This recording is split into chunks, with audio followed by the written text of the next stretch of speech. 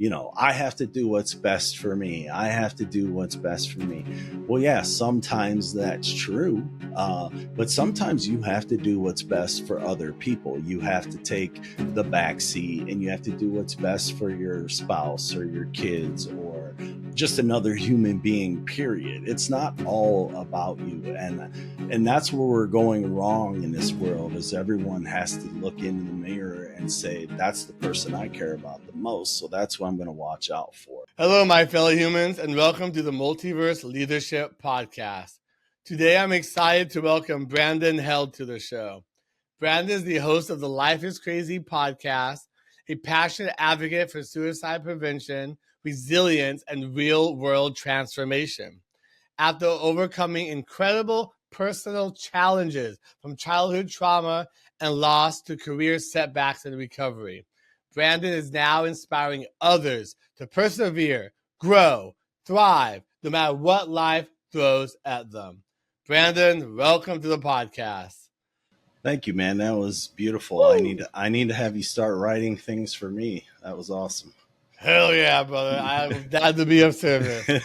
I taught you something about you to even know, huh? I'm just not, a lot of people just take what I have on my profile and just repeat it, right? Wash, rinse, repeat. But you clearly did your own original thing, and that was cool. I appreciate that. Yeah, I used my business partner, ChatGPT. He was a little lifesaver. That's right. He's a great business partner.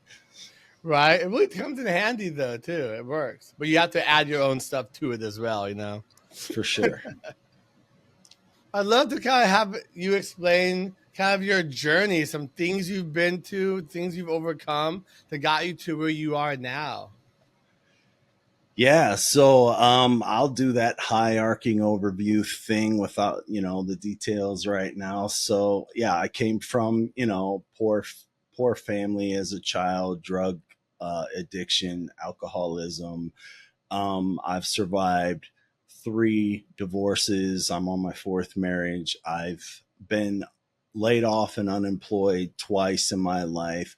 4 times in my life, I basically had to start over from nothing, the clothes on my back. Sometimes I had a job, sometimes I didn't, but it was just me starting from nothing.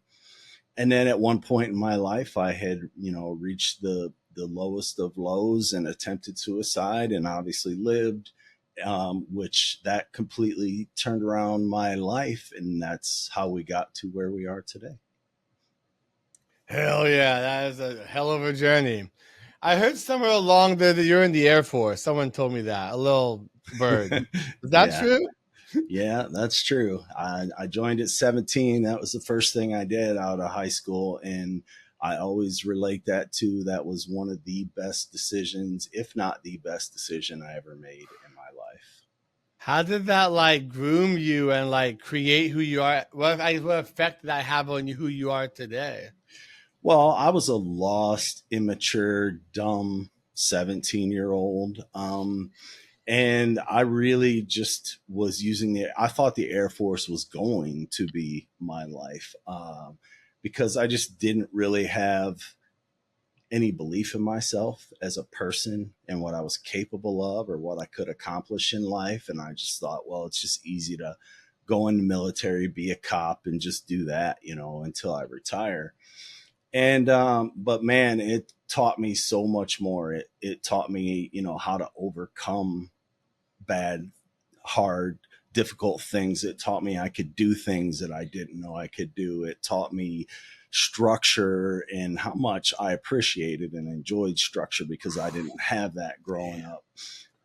It taught me, personal morals and beliefs and, just how to be honorable as a person and live life honorably, and so much more. So it's really hard to just give the Air Force all the respect it deserves for helping shape me into the man that I am. Damn, me and my father was just talking yesterday about how my life would have been different if I actually joined the military when I was 16. So I got picked by the Navy and the Marines, but something just didn't click and it just never happened. I always thought what kind of person I would be if I had gone through that, the training, the discipline. My dad was a Marine. Yeah. So he told me what it does to you. It really changes you, especially when you're that young of an age. You don't know who the fuck you are or what the fuck you're doing. It really molds you into being like the adult that best you can be. Yeah, I don't think it's for everyone, for sure, right? But conversely, I guess speaking out of both sides of my mouth, I honestly wish every 18-year-old man in America had to go through military boot camp. I mean, had to. Doesn't mean you have to serve, but you can't leave. You can't quit. You can't get out of it until you actually pass it, right? Doing And hard things. yeah, you have to pass it. It's the only way to leave it, right? And man, we would be so much better as a country if that was a requirement. I really truly believe that. That's so powerful. I definitely see that. I see it with other countries like Israel, for example. You have to go in there, I think it's 4 or 6 years you're required to serve. And it just creates a better human being, a better person. So you can lead your family, yourself, whatever business you're doing. You come from a different place. You're not this weak human being. Like and I witnessed it firsthand. It's not for everyone, you know. Not everyone's built. You know, people join the military voluntarily. That you know, they're probably trying to do the same things, grow, become a better person, all those things, and then they get in and they realize, you know, it's just not for them. They can't follow the procedures and processes that the military requires, and they just have a miserable time. They get kicked out, which, you know, also can in some ways really mess up your life because that dishonorable discharge stays with you for life. Ooh, I can't imagine having that one. I've heard about those that they can really, when you disclose them, they can be like, wait, you got dishonorably discharged? Why? Yeah, you can forget having any type of government job or receiving different types of benefits from the government. Whoa. Yeah, it really messes you up unless you just are like an entrepreneur or you just steer clear of any type of government work. It's like you go to prison and you get out there, you can't get a job. So you go to the military, you get dishonorably discharged, you can't get a job. What do you do? Become an entrepreneur, like you said. I mean, shit. Yeah. I mean, obviously being a felon's worse, but it's still not great to have a dishonorable discharge on your record. Man. So speaking of entrepreneurship, I like to know how these things shape you and be doing what you're doing right now. Oh man, I've been this type of person for many, many years. I don't know. I didn't have a lot of faith in myself. I was getting by in life, so I didn't have the kick in the butt that I needed to do something different. Yeah, to really just make a change. But also I was getting by, but it wasn't great. I wasn't living a great life. And then, you know, when I survived from my suicide, that's when I decided, well, if I'm going to keep living life, I'm going to live the best life I can live. And that just makes you take steps and try things you were unwilling to or afraid to try before. That's very powerful. I feel that kind of hit home for me a little bit too. I'm curious to understand a little bit more about your suicide survival. Like, what was it about that? I guess what led to that? What was it? You had that aha moment that you didn't want to ever be in that position again, and it helped you thrive. So, what led to it was the lowest point in my life. So, you know, I had already survived 2 divorces, and they didn't really I started over with nothing, right? I had basically me, the clothes on my back, and then going trying to figure out what was my next move, right? And then the third marriage, I thought, well, this is the one for life. This was the person that I'm going to be with, you know, quote unquote, forever. So we had a couple kids together, and I was the, you know, sole provider while she was the stay-at-home mom and the stay-at-home wife. And while we had our struggles as a couple, we still had the common bond of being parents of these 2 little boys. And, that was something I never wanted to quit trying to, make right and be better and, do what we need to do as parents. Cause I felt like it was our responsibility as the two adults that decided to come together and make these little boys, that we had to get it together for their benefit. So that was how I felt. But, my wife took a different approach. She decided, I give up. I don't want to be a part of this anymore. And there was no abuse, no, anything like that. We couldn't see eye to eye on everything. So we grew apart a little bit, but nothing that felt to me like, ooh, we have to end this and totally shatter our kids' lives. Right. But she decided that that needed to happen. So it turned into this really nasty, bitter, ugly divorce by her. Really, I tried to do the let's agree on things mediator thing, and she's the one that stepped up and said, no, I'm going to get an attorney, and I want full custody of the kids. And yeah, so she made it ugly. So of course I'm not just going to lay down and die. I'm going to fight back.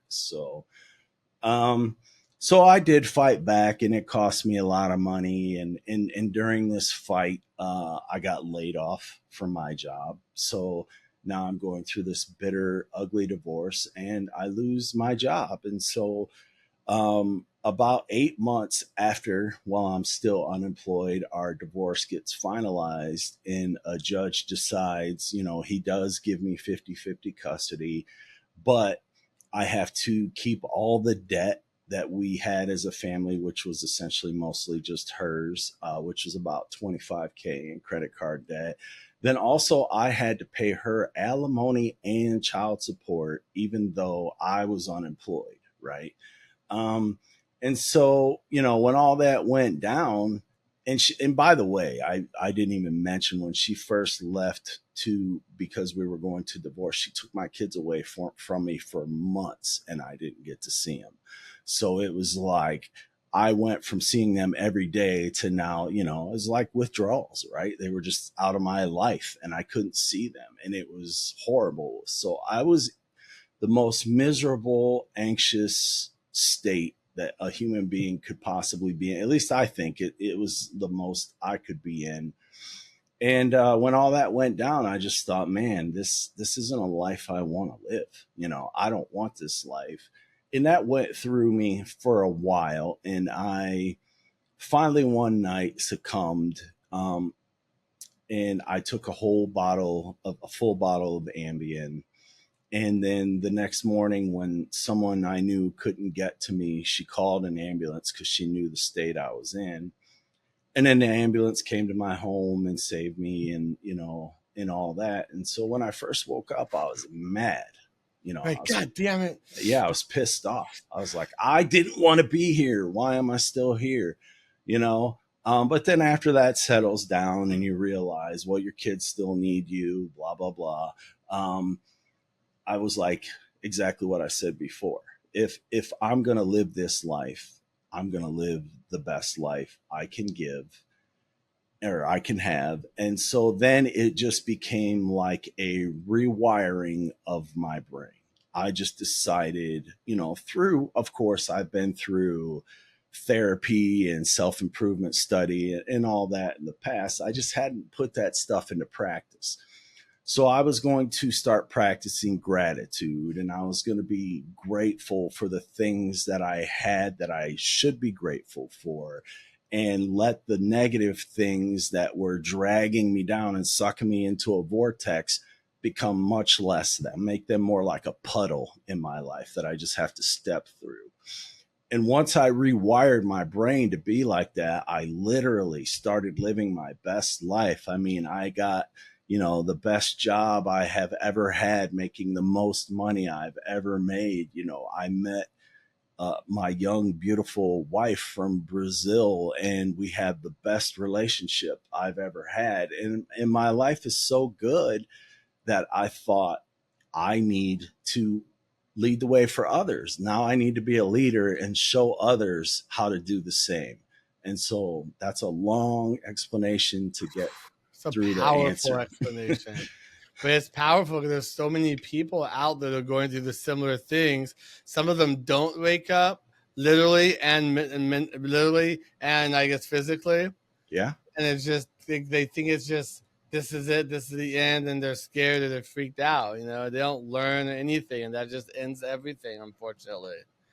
I'm curious, did you ever talk with your kids? Did they ever ask you any questions about that time or what happened or anything? No, I mean, they lived it. They went through it. Yeah. Kids aren't dumb. They No. feel Yeah. what's happening. They feel what's going on. My oldest one, who just turned 18 yesterday, he felt the brunt of it the most. He's not even still fully, I think, honest with the effect it had on him. When I try to talk to him about it, he says he's fine. It was tough at the time, but he's recovered from it. He's used to the way life is now. My younger one, that's 15, he was only 6 at the time. It has much less of an effect on him. He was always a mommy's boy anyway. So, and I don't mean that negatively. He just is. So my older one is more of a daddy's boy. So him not getting to see me every day was a more difficult effect on him when we were going through it. Yeah, I know. I've heard so many stories from people going through like rough divorces and weaponizing the kids. And to me, it's just such a horrible and tragic. Why would you want to do that to someone, make them feel that way? Using these creatures that you love and care about as a fucking weapon to hurt and get back at people? It blows my fucking mind. Not only did she do it during the divorce, she did it for the entire. I mean, my son just turned 18. And so I was literally like, I don't know if I can cuss on the show, but Whatever the hell you want to. I was literally like, fuck that bitch in my mind, right? I was like, her 10 years of controlling what happens and when, is over. It's over. That reign is over. I'm now doing shit on my time when I want, because, I had to meet her certain day, certain time, according to the custody of the paperwork from the judge. Me out. And she never would do anything in my favor, right? So if I wanted to keep him an extra day or two, the answer was always no, 100% no. But I didn't weaponize my kids like that. So I left it up to them. So I always said, if you want extra time with your mom for going on a vacation or there's an event happening or whatever the case is, I will sacrifice some of my time with you so you can do those things. So I allowed that to happen for 10 years and never once, not even once, did it go in the other direction. You really led by example there, because the kids see that. She definitely sees it. But that would have a profound effect on the kids as they get older, seeing you lead with that example, seeing that, hey, being a leader is not necessarily going to their level, but overcoming that and taking action to be better than you were, Yeah, I agree. And it takes them getting older to recognize that and understand. I went through it a little bit with my 18-year-old because, he didn't understand why I wanted to change things up.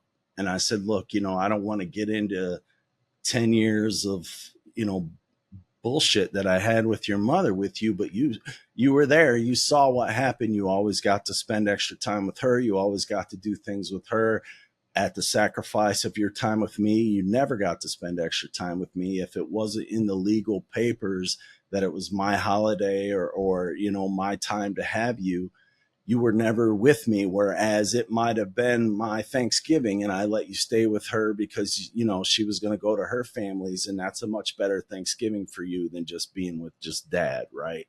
So I always did what was best for them. She always did what was best for her. And I had to go through that with him a little bit.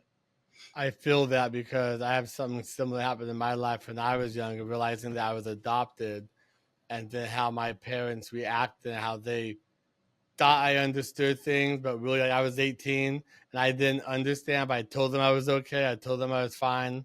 But I really didn't get it, and it stuck with me for so many years as a child. But I didn't know how to process any of the feelings. I didn't get any of it. But I always say, I'm fine.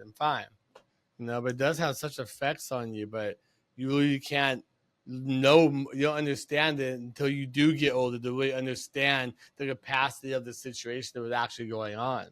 Yeah, I agree. I think my 18-year-old's going through the same thing. Yeah. And it's going to take him some time to get older and be like, oh, yeah, this is what that did to me. I Yeah. see it now. I'm fucked up, but I see it. Yeah. Good. Yeah. Yeah. Well, at least now you know what you need to work through and fix. Because, when I didn't know what was fucking me up, I was just living life trying to, be better, do better, whatever. But you can't do that until you fix what's fucking you up. 100%. It's interesting. I told you my story about my overdose and stuff relating to how you're suicide, that some of us have to have such dire moments of like life or death to wake us up. And that's to be like, oh shit, something has to change here. We've been given another chance. It's crazy how that happens to a lot of us as human beings. Yeah, and I've always considered myself like an open-minded, enlightened person. Same. And I didn't think it would take something like that for me to make that kind of change, but it did. Literally the hand of God going down your fucking throat and pulling your fucking soul out. Yeah. Like, listen here, motherfucker. Yeah. Another chance. Okay, I'm sorry, sir. Yeah. Literally an act of God, whatever you believe, but that hand just pulling inside you. Yeah, I mean, self-awareness, self-reflection, those are all been traits I've always had. I've always known who I am, good, bad, or indifferent, but that didn't necessarily mean I knew how to be the best me I could be. Yeah, I love that. That's very powerful. Let me ask you this. Let me know if this might be too much. So when that situation happened to you and you started to understand that the person you're going to be and you needed to be to not end up back there, are there any moments before that, not just your divorces and stuff, but in childhood that you saw that may have led up to that moment? They always say that things from the past and child always has an impact on things going on before you have that wake up call, Well, I mean, for sure, I think it's still, I don't know if it's debatable. I'm not sure the science is rock solid, but depression, suicide, that's in my family genetics. That's in my family genes. Who knows if that's a real thing? My biological father, he left when I was 2 years old. I never met him. I never knew him, but he did commit suicide. So my mom deals with depression. She's heavily medicated on a daily basis with prescription drugs. She's a prescription pill addict. And so everyone in my family, they're going through some demons, but they mask it with some type of substance of some, alcoholism, drugs, whatever the case is. And I'm the only one that went the path of cleanliness. I have never drank alcohol. I've never done any drugs. I've never smoked, none of that. And so I always thought my conflict resolution skills were pretty good because, I had to do that from within. I couldn't rely on other substances. But everyone reaches a breaking point, and I reached a breaking point. Yeah, I feel that. We really do. We reach our breaking point. And I know that can look different for everybody. Yeah. It doesn't just have to be suicide or death. But there's something at some point, you're like, I can't do what I'm doing anymore. Something has to fucking change or I will die.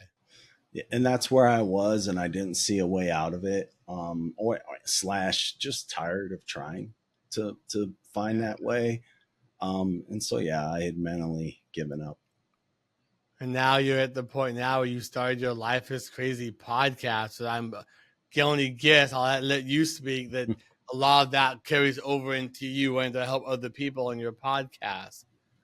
Yeah, I mean, I felt a calling to help and lead people through what I have been through who are in that situation, because that was part of that situation, right? I felt like I didn't have anyone to lean on, anyone to turn to that could understand what I was going through.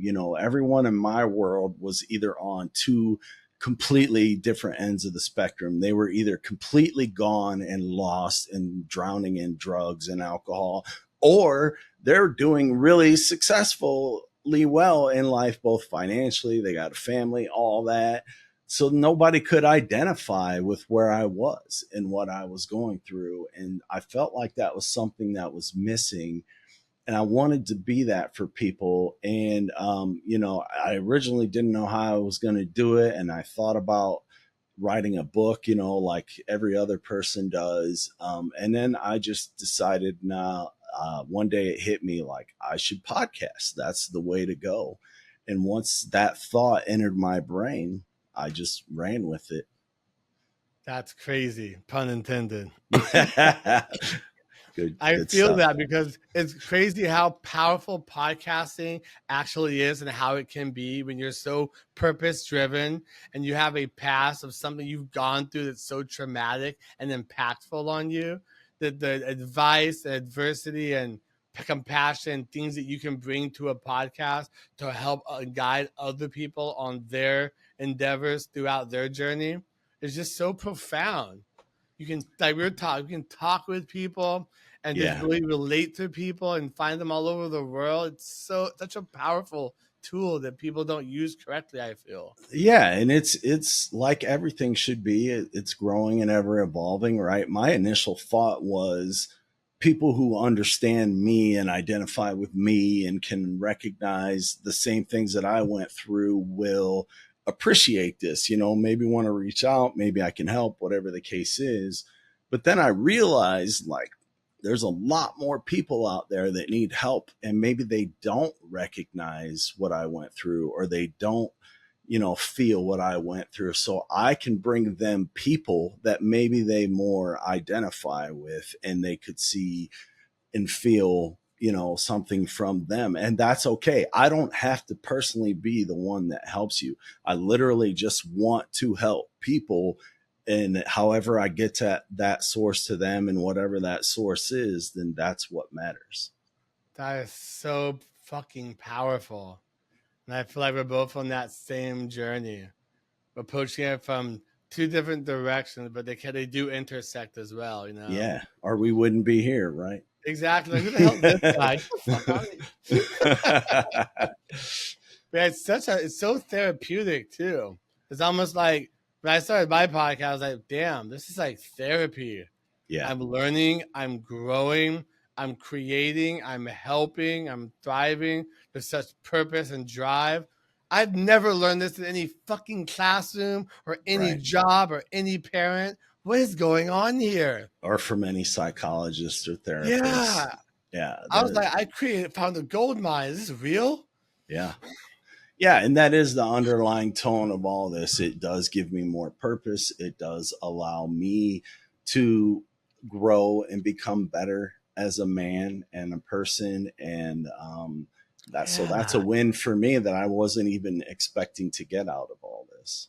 Yeah, same. It hits you like a ton of bricks. All of a sudden, you're like, damn, I'm glad I'm here. I'm glad I know who I'm becoming. This is amazing. And I like that person. That's the other key part. I mean, I always liked myself, but I always wondered why I couldn't get some things together. And, I didn't realize I put too much. I expected so much from myself, that I put myself under so much pressure that, the good things I did were like, yeah, whatever, that's what you're supposed to do. But when bad things happened, it was way up here, like, oh shit, this terrible thing happened to me. And I just let it give me too much weight to push me down. And that was the mistake I was making. And it took me a long time to figure that out. Damn, that hit me really hard right now. I used to carry the same fucking weight on my shoulders constantly. Yeah. Like I owed the world owed me or something. I just couldn't. I had to die for me to figure it out. I had to die. Yeah. I was so frustrated, so angry. I was just like trying everything and I didn't understand.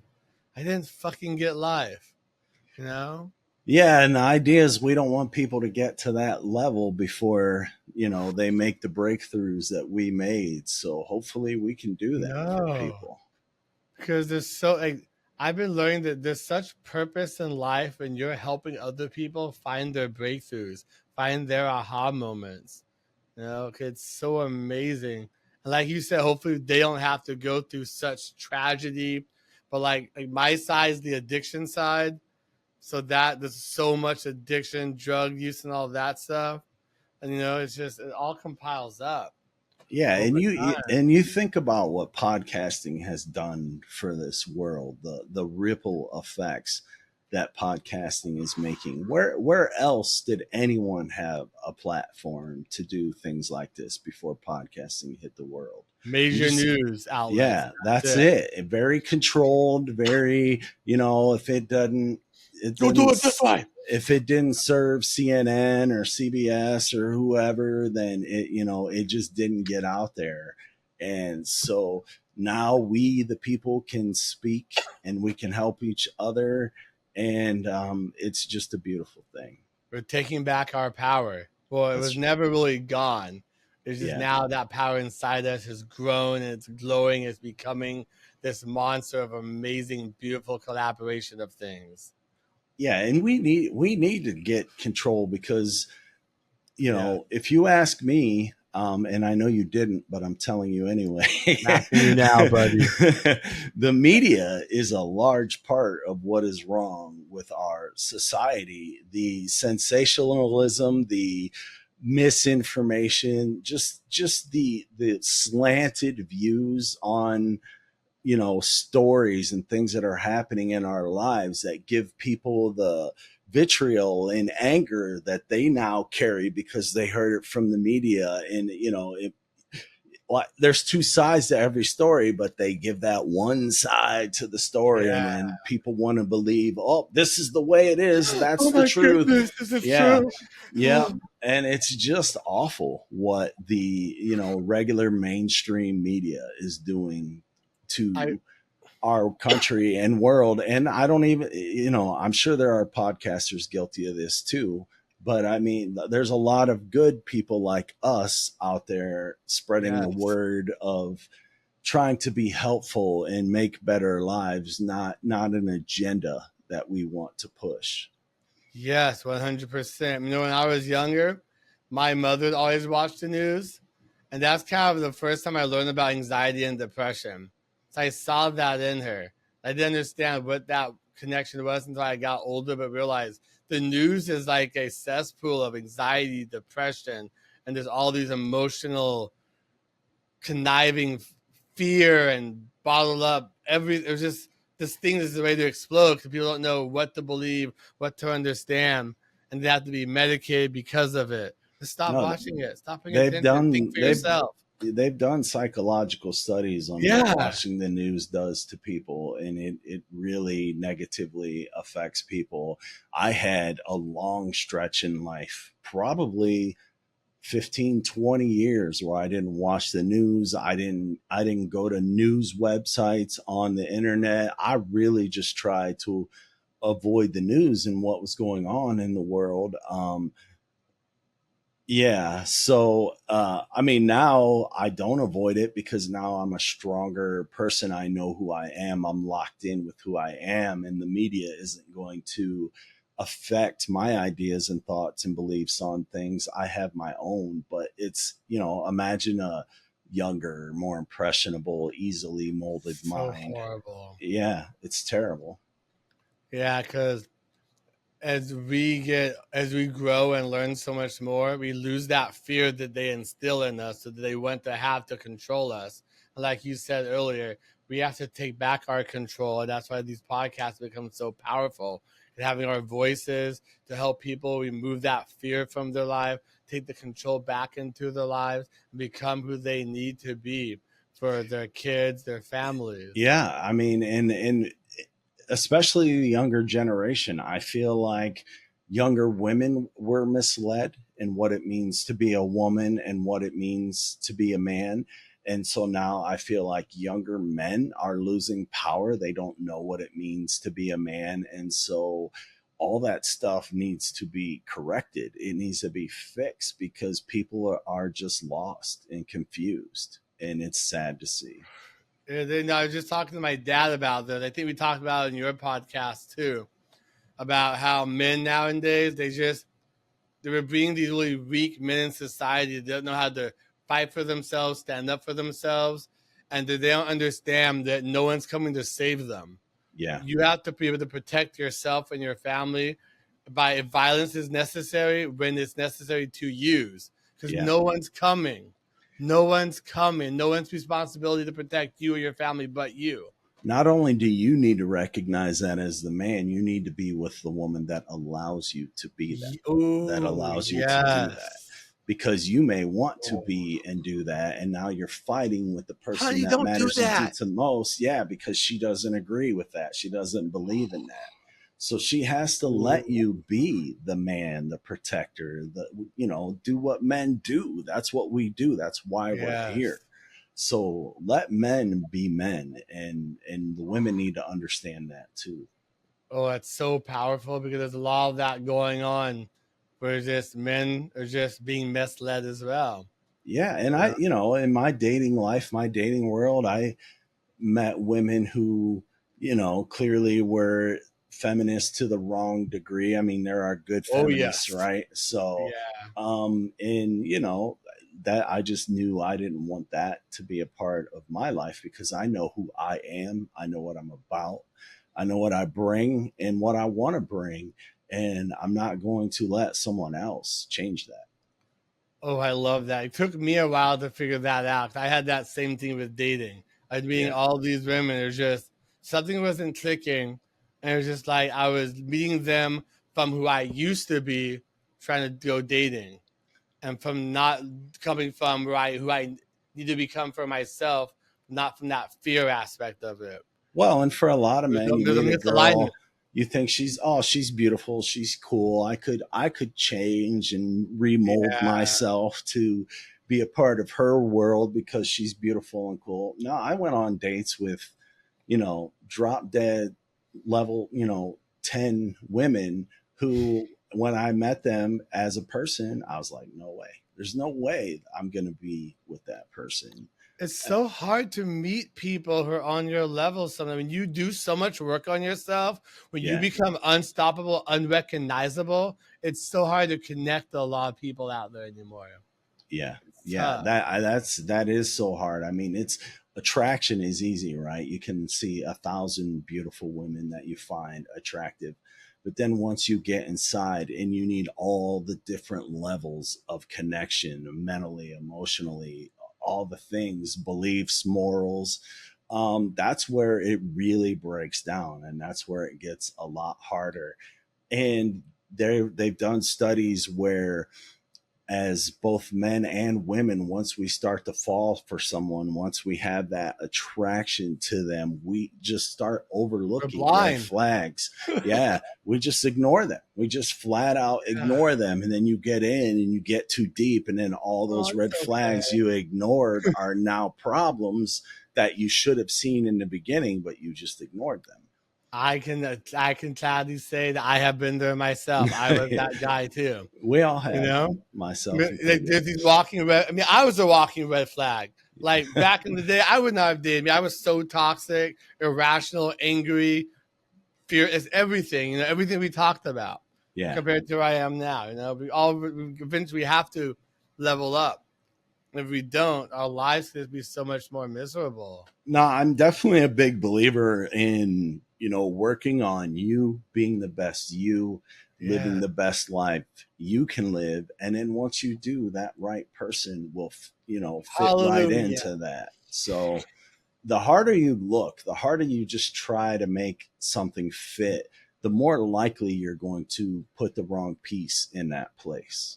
So let it fall into place properly. That is so powerful, and I feel that hit home real hard. That's not even just in my relationship. That's also like business partners or companies you go to work for, or friends you want to be friends, people you want to be friends with, or think you want to be friends with. People I feel we come from that place of unhealing, so therefore we're going to find someone in that same place.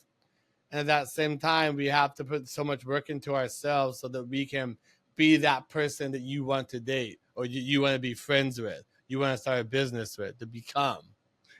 Yeah, so I mean, I get it. It's lonely. It sucks. I like being in love and having someone to, cuddle up to in the evening and Come here, enjoy a big good guy. night.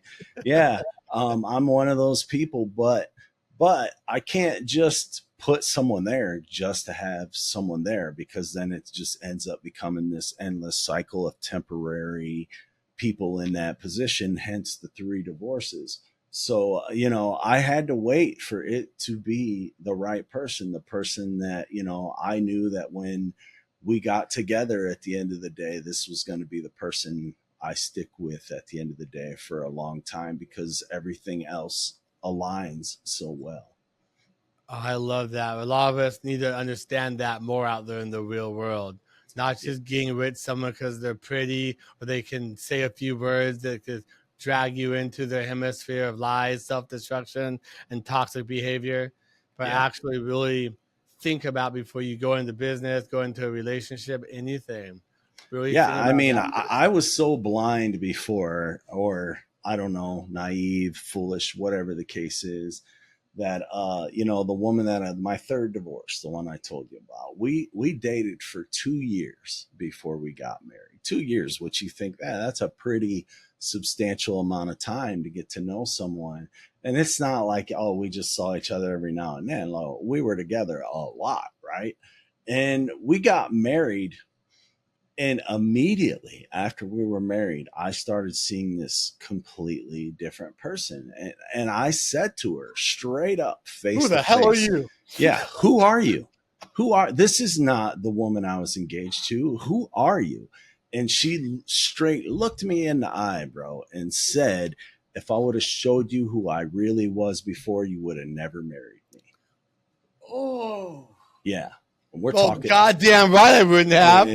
Yeah. So, and I made someone that did that to me work for 12 years because we had kids together, and I was willing to keep trying to make it work. But Well, I'm not that's saying it was different good for though. me. You have kids. There's the Yeah. part that's important. It has nothing to do with you. It's about those kids until they're grown.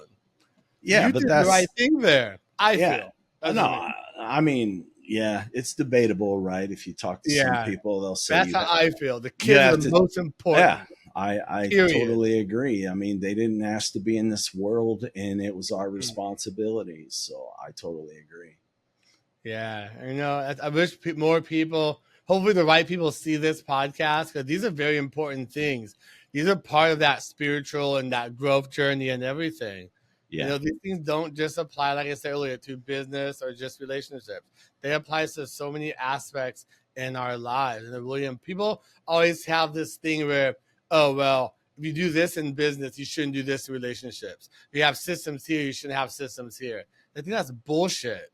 Yeah. You do whatever you need to, wherever you can, to make sure you're living the best life up to your full potential as a human being for your partner, your kids, your family. You got to put systems in place. Fucking do it. Yeah, and that doesn't mean being selfish. That doesn't mean just looking out for number one all the time. And I think that's the part people get confused a lot. I have to do what's best for me. I have to do what's best for me. Well, yeah, sometimes that's true. But sometimes you have to do what's best for other people. You have to take the back seat, and you have to do what's best for your spouse or your kids or just another human being, period. It's not all about you. And that's where we're going wrong in this world, is everyone has to look into the mirror and say, that's the person I care about the most, so that's what I'm going to watch out for. And that's just creating an ugly environment. It really is. That reminds me of a story someone told me, that people are so involved in individualism that why they have these triggers and they freak out and people are just all this chaos happening because they feel that they're the main character in other people's stories also, when they Yeah. need to stay in their lane and be the main character in their own story. Yeah. And you just have to know when to look out for yourself and when you should be looking out for others. That's hard to learn sometimes. Yeah, it's a delicate balance for sure. But that's what great leadership is, to be able to lead yourself, your family, and be that person, knowing when to take the back seat and knowing when to follow and when to lead. That's right. And you have to do both. That's you right. have to. If you don't, well, then I don't know what to tell you. Fuck off. Figure it out. Learn. Get some self-help. Figure it out. Self-help, don't just sit on this is the way it is and this is the way I am. A lot of people do that. This is the way. Yeah. Well, a lot of people just, I don't know how many times in your life, but I heard it many, many times. That's the way I am. Deal with it. Right? No. Grow. That's the most become a better person. Thing I've ever heard in my life. Yeah. So like you can do better. A better person. Yeah. Yeah. And I've heard that so many times. And it's just like, when I was younger and I didn't understand, I'd be like, oh, okay, I accepted. But as I started doing all this work on myself, I started learning I can speak up and not accept things as other people's truths. Yeah. Really actually question it, defy it. Yes. Same. When I was young, I'd be like, all right, valid point. That is, you are who you are. But then as I got older, more intelligent, wiser, no, you're just being a lazy fuck. You just don't want to be a better person. So you're giving yourself an out because you don't want to do the work. So no, I don't accept that. That is so well said. I love that because that is so true. It's like one of those things that you choose your hard.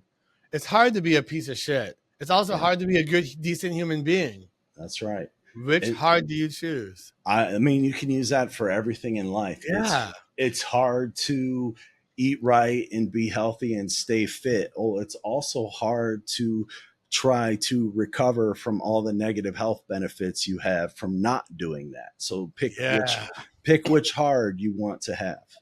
Yeah, people don't really think about you can reframe, and they don't think about you can write and rewrite your story.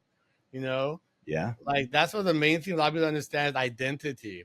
Is that your identity changes over time as you grow, as you learn. You can just write your story so many times over and over again. You don't have to stick to one story. Nothing is written in stone that you allow it to be. Yeah, and just whenever anyone looks at you and says, "Oh, this is hard," I can't do that because this is hard, right? I can't go to the gym because that's hard. I can't eat healthy because that's hard. Well, guess what? All the time. When those options get taken away from you and you can't walk because it's hard, you can't even get up and go to work because it's hard. All those things now are taken away from you. Those choices you had before to make your life easier, you gave into those because it was hard, and now you have hard for other reasons. 100%. That goes along with, I'll say this last thing to kind of wrap it up. I talk about how they've watched their parents and grandparents get 70, 80. They can't get up. They have to be in a wheelchair, or they have no range of motion. They can't do anything anymore. And they've accepted, as you get older, that's just what happens to you. Yeah. And I'm like, that's bullshit. That's not what happens to you unless you allow it to happen. That's right. But they've seen it, so they just say, that's normal. That's how it is. No, and to go along with what you said, there's this guy whose 80-year-old mom could barely walk. Like, she couldn't take 6 steps on her own. And so she was super thin and frail and all that. So obviously she had no muscle tone. So she slowly started eating better, which, allowed her to be more healthy inside. And then she started walking a little bit more and a little bit more and a little bit more. And then when that started getting better, she started lifting weights. Yes, at 80 years old, she started lifting weights. And so she went from someone who could barely take 6 steps to now she could literally run. She could run if she wanted to. And it was just all about making life choices. I love how you put that. She's probably been better shaped than her son was by then. True.